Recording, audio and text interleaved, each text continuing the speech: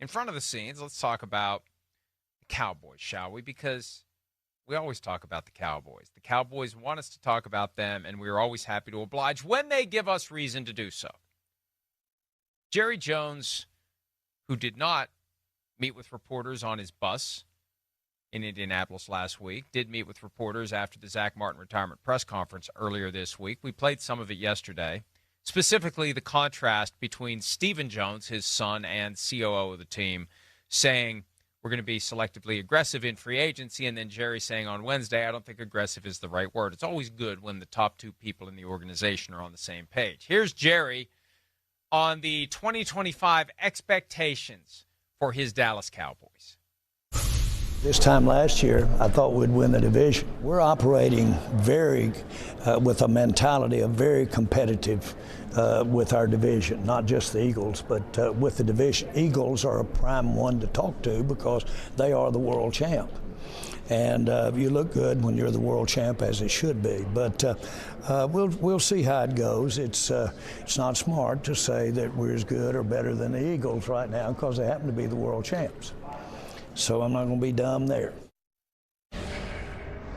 Look, they're all the world champs because they're all making an obscene amount of money. This is the grift. And I know.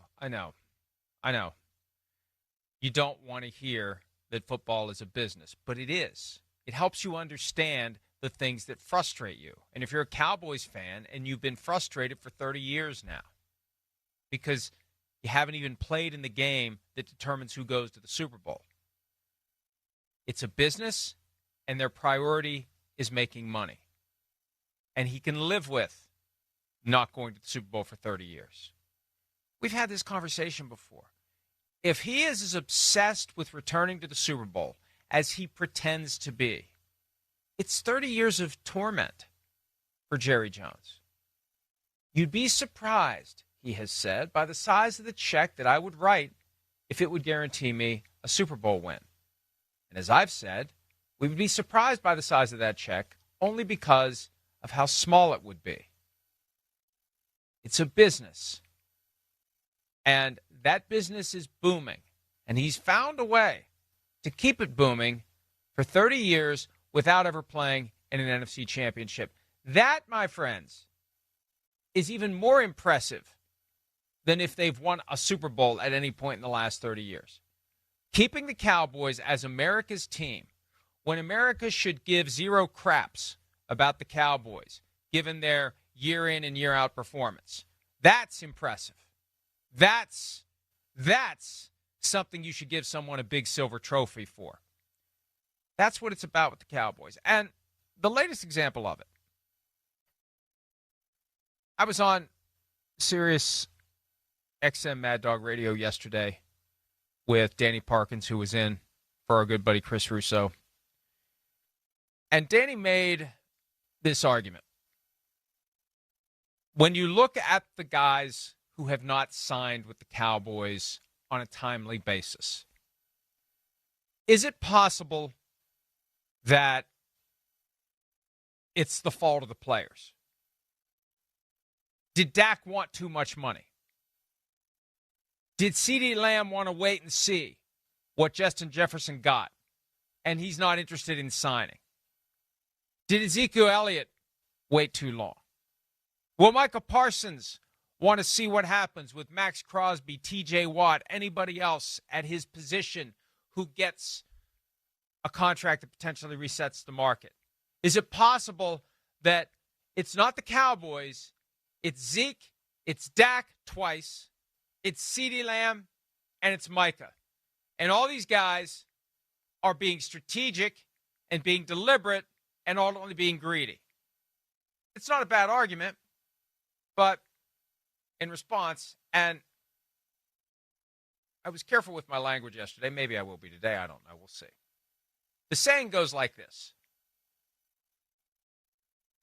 If you ran into an asshole this morning, you ran into an asshole. If you run into assholes all day long, you're the asshole. And so when the Cowboys are the common thread, oh, Zeke waited too long and wanted too much. Oh, Dak Dak waited too long and wanted too much. Oh, CD waited too long and wanted too much. Oh, Dak again waited too long and wanted too much. And now Micah, well, we know what's going to happen. He's going to wait too long and he wants too much. I don't buy it. I think it's the Cowboys dragging their feet. I think the Cowboys are constantly looking to lowball and constantly looking to get a guy to sign for less than he should. The contract that was done for Osa Odigizua earlier this week, and hey, Osa, you got every right to sign your contract. You got every right to do a victory lap on every show, which he did. Congratulations, your ship came in, but your ship was carrying less cargo than it should have. When you consider what he would have made under the franchise tag, we talk about that. What you've got, the bird in the hand. What are you going to trade it in for? You better trade it in for something good or you keep the bird in the hand. You look at the details of his contract. We posted him at PFT. He did the Cowboys a little bit of a favor here. He did the Cowboys a favor. So the Cowboys will move fast when they get to move on their terms. But when the guy wants, what he fairly should get, and we've heard these stories in the past, they use the argument that, well, if you play for the Dallas Cowboys, you can make a lot more money after your career. You can go be in broadcasting. There's value beyond what we pay you, so you should want less. And there were stories about how, I remember when they were negotiating with Zeke, and Des Bryant chimed in on this, Jerry will negotiate directly with the player. That's not supposed to happen, but he'll do it. Try to get him to take less, try to get him to take less, try to get him to take less. So they'll do deals early if they can get the guy to take less. When they're faced with the reality that the guy deserves market value, they drag their feet and drag their feet. I don't know if they think the guy's just going to wake up one day and say, fine, I'll just take what you're offering. I don't know. The Max Crosby contract illustrates what could be for the Cowboys. We had the full numbers yesterday. And the Max Crosby deal is a real deal. 3-year guarantee, it is a practical 3-year guarantee going forward. And here's what happens. Remember, there are no extensions. There are just new contracts. He had 2 years left.